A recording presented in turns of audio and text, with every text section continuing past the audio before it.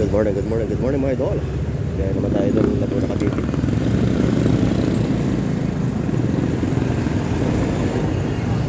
Dito pala tayo doon sa lugar namin, sa Tanyag. Para sa inyo idol, ang kalsada rito nga matagal na. Hindi pa rin ayos. Marami nasisimplang dito kaya sa bukas na ito.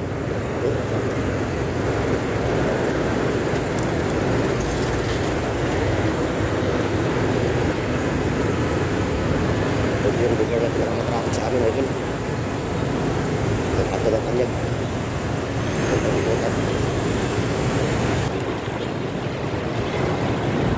Kaya naman sa kalsada dyan doon. Meron sa kuwan. Maraming pumapasok na mga malalaking truck. May pabrika kasi dyan sa loob.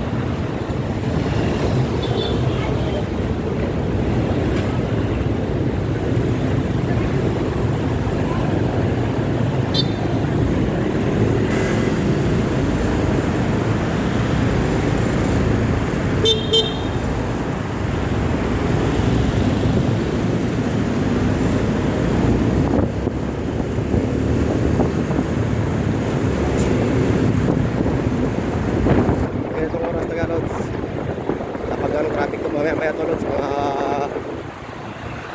alas 10 nagkakapo na yan. Grabe yung traffic dito dito sa kalsada sa loob ng San Martin de Porres. Saka pa kasi lang San Martin de Porres yun kanya di maisa-ayos yung kalsada din ganda sa amin dito sa alas pasok, tapos may school pa. Dito nga na, isa na sa Bikutan Churches. Nung makaliwa papunta Peter Leving, tapos kumakaran yung service road sa kira papuntang C6.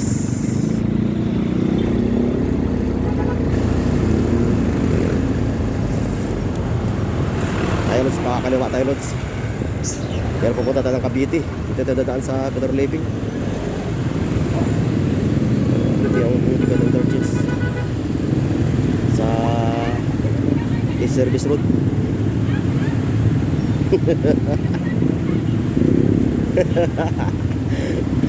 Ano yung boses naging purusar ng babae. Nagong konsumin sa mga nakamotor. Taas.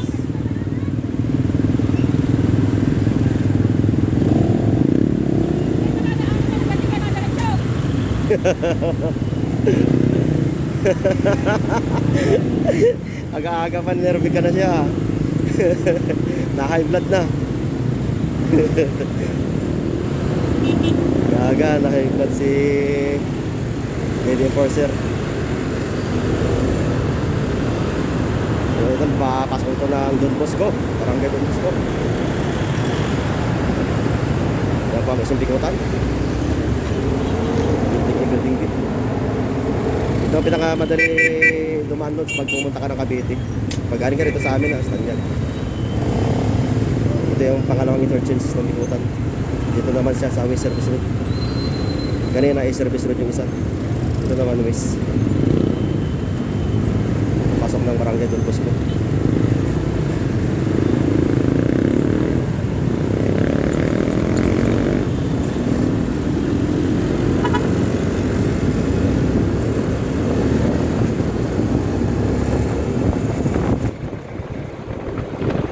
Aga kasunod kaya ako napaglalong traffic.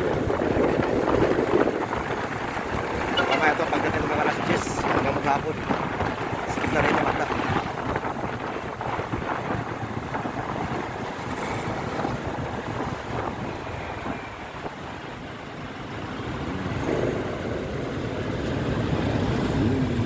Lods, ganun tayo, oras naman. Bye.